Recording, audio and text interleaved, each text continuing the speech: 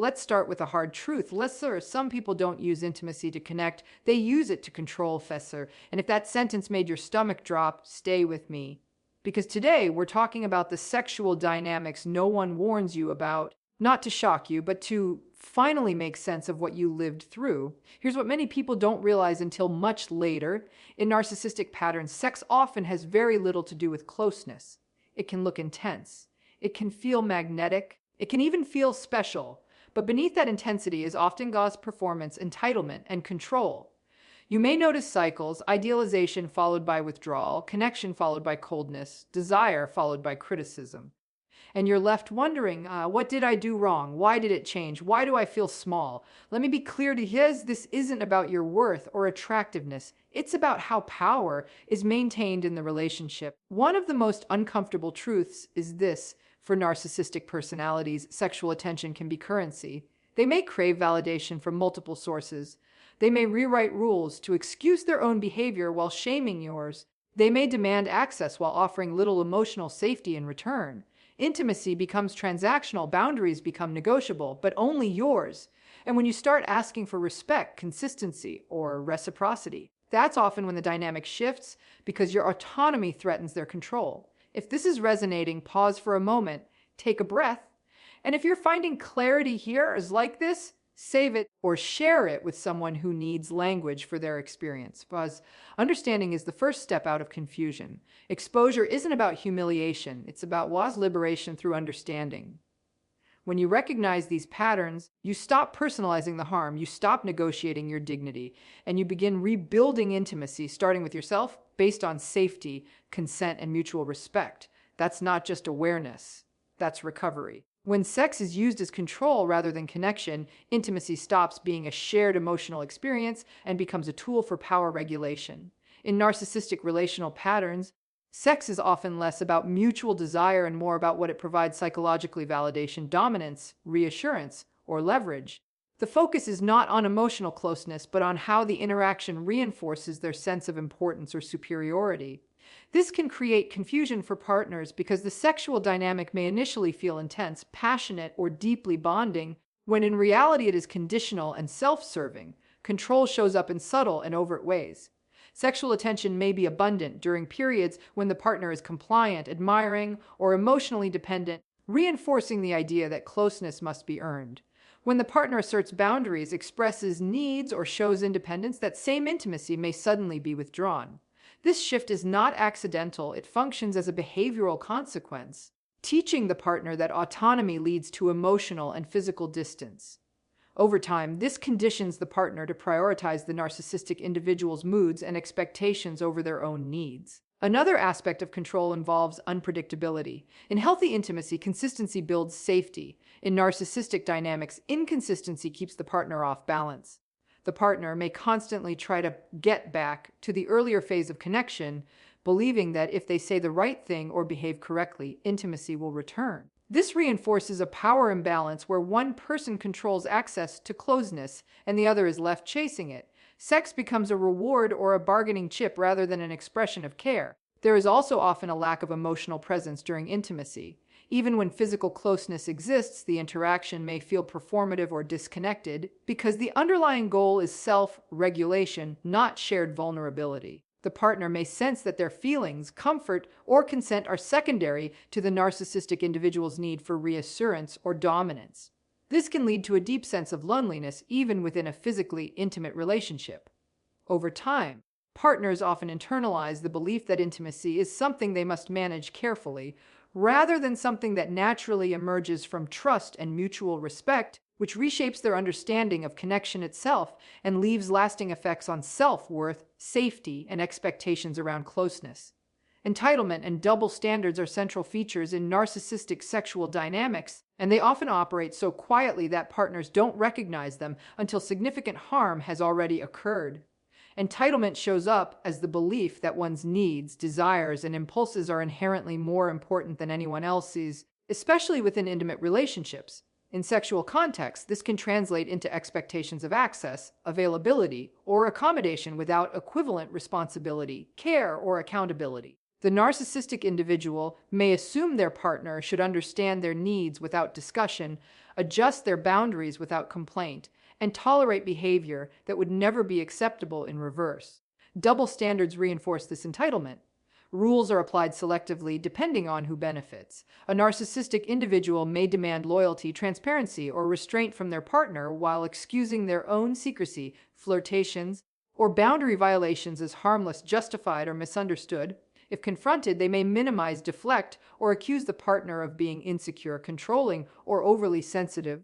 This reframing shifts attention away from the behavior itself and places the burden of emotional regulation on the partner. Sexually, this imbalance can feel destabilizing.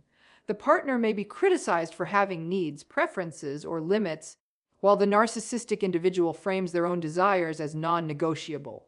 Consent becomes blurred not because it is overtly violated, but because it is pressured, guilted, or assumed. The partner may feel obligated to comply in order to maintain harmony, avoid conflict, or prevent emotional withdrawal. Over time, this erodes the partner's sense of agency and bodily autonomy. Another layer of the double standard involves morality and image. Narcissistic individuals often care deeply about how they are perceived, so they may harshly judge or shame their partner's sexuality while privately indulging in behaviors they publicly condemn. This hypocrisy serves two functions. It preserves their self-image as superior or virtuous, and it keeps the partner in a position of self-doubt and defensiveness. The partner may spend energy trying to prove they are good enough, while the narcissistic individual remains exempt from scrutiny. These patterns create a relational environment where fairness disappears. Intimacy no longer feels mutual but hierarchical, governed by unspoken rules that always tilt in one direction. The partner is left navigating constant contradictions, trying to reconcile expectations that change depending on the narcissistic individual's needs, mood, or self-interest, which slowly conditions them to accept iniquity as normal and to question their right to mutual respect and reciprocity. Withholding and overgiving function as powerful behavioral tools in narcissistic sexual dynamics because they directly target a partner's attachment system.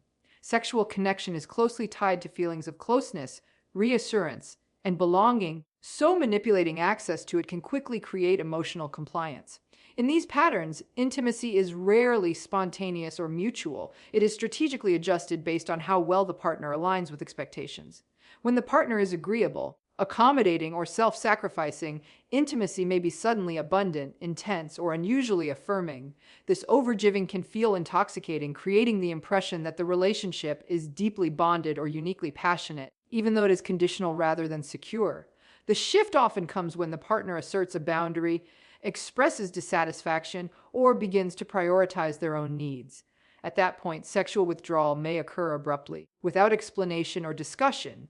This withholding can take many forms: emotional distance, loss of affection, reduced interest, or a cold, transactional tone replacing warmth. Because there is rarely direct communication about why the change happened, the partner is left searching for answers, often assuming they did something wrong. This self-blame is not accidental. It keeps the focus on repairing the narcissistic individual's approval rather than examining the imbalance itself. Over time, this pattern creates a learning loop. The partner unconsciously associates compliance with closeness and independence with rejection.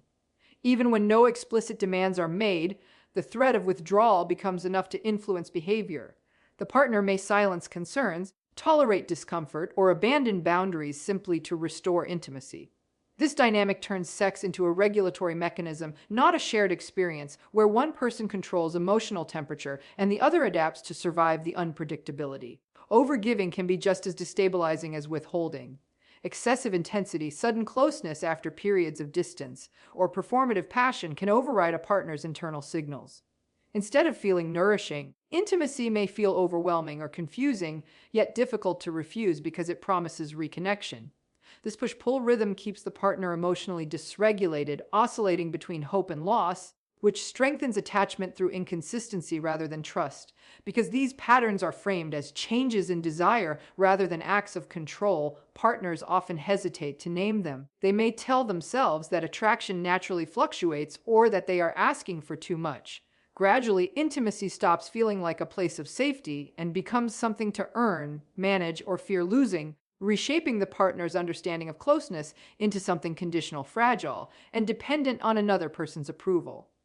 In narcissistic sexual dynamics, what often looks like desire is actually a hunger for validation. The interaction is less about attraction to the partner as a whole person and more about how the partner's attention repairs fragile self-esteem. Sexual interest becomes a mirror rather than a meeting point. The narcissistic individual is focused on how they are seen, desired, admired, or prioritized, and intimacy is one of the fastest ways to secure that reassurance. This is why sexual energy in these relationships can feel intense but oddly impersonal at the same time. Because validation is the goal, novelty and external affirmation often matter more than emotional depth. The partner may notice that intimacy feels strongest when it reinforces the narcissistic individual's sense of power, attractiveness, or superiority, and weakest when it requires emotional presence, empathy, or reciprocity. If the partner is struggling, tired, or in need of reassurance themselves, sexual interest may fade or feel irritated rather than caring. The focus shifts away from mutual experience and toward what the interaction provides for the narcissistic individual's self-image. This dynamic can be deeply confusing because validation seeking often masquerades as passion. Early on, the partner may feel intensely wanted, even idealized, which creates a sense of specialness. Over time, however, the partner may notice that their individuality matters less than the role they play. Compliments feel generic, attention feels performative, and intimacy feels more about being consumed than being known. When admiration decreases or familiarity replaces novelty, sexual interest may drop sharply, not because attraction has naturally changed, but because validation is no longer as potent. Another hallmark of validation-driven intimacy is sensitivity to perceived rejection. A boundary, a moment of disinterest, or a request for emotional connection may be interpreted not as normal relational variation, but as a threat to self-worth. This can lead to withdrawal, anger, or seeking validation elsewhere. Rather than engaging in conversation or repair, the narcissistic individual may distance themselves sexually or emotionally, using absence to restore a sense of control and superiority.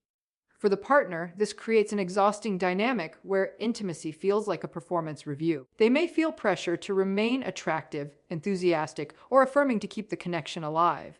Their own desire becomes secondary to maintaining the other person's self-esteem. Over time, sex stops being a shared expression of closeness and starts to feel like emotional labor, where the partner's body and attention are used to stabilize someone else's inner world while their own needs remain largely unseen and unmet. Shame projection plays a significant role in narcissistic sexual dynamics because it allows unresolved internal discomfort to be displaced onto someone else. Many narcissistic individuals carry deep, unacknowledged shame related to vulnerability, dependency, desire, or perceived inadequacy. Rather than processing these feelings internally, they externalize them, assigning responsibility for that discomfort to their partner. Sexuality becomes a common channel for this projection because it naturally involves exposure, emotional risk, and closeness, all of which can activate buried insecurity. This often appears as criticism, moral judgment, or subtle devaluation. A partner may be shamed for having needs, preferences, or boundaries, while the narcissistic individual frames themselves as superior, restrained, or more evolved. Comments may be disguised as jokes, concern, or honesty, yet they consistently leave the partner feeling embarrassed, inadequate, or wrong for simply being human. The underlying purpose is not correction, but relief, transferring inner discomfort outward so the narcissistic individual does not have to confront it themselves. Comparison is another common form of shame projection. Past partners, imagined rivals, or unrealistic standards may be invoked to destabilize the partner's confidence. These comparisons are rarely accidental. By creating insecurity, the narcissistic individual elevates themselves and reduces the likelihood that their own vulnerabilities will be examined. The partner, now focused on proving worth or normalcy, becomes less likely to question unfair treatment or emotional absence. There is often a stark contradiction between private behavior and public judgment. A narcissistic individual may privately seek validation, novelty, or attention while publicly condemning those same impulses in their partner. This hypocrisy allows them to maintain a self-image of control and moral authority while avoiding accountability. When confronted, they may accuse the partner of being inappropriate, excessive, or flawed, effectively redirecting attention away from their own actions and reinforcing the partner's self-doubt. Over time, repeated exposure to projected shame can deeply affect a partner's relationship with their own body and desire. They may begin to censor themselves, disconnect from their needs, or feel guilt around wanting closeness. Intimacy becomes associated with anxiety rather than safety, as the partner anticipates judgment rather than acceptance. The partner may even internalize the narcissistic individual's narrative, believing they are the problem, when in reality they are carrying emotions that were never theirs to hold. This process keeps power firmly in one direction. By positioning themselves as the evaluator and the partner as the one being evaluated, the narcissistic individual avoids vulnerability and maintains control, while the partner becomes increasingly focused on self-monitoring, self-correction, and emotional containment instead of mutual expression and authenticity.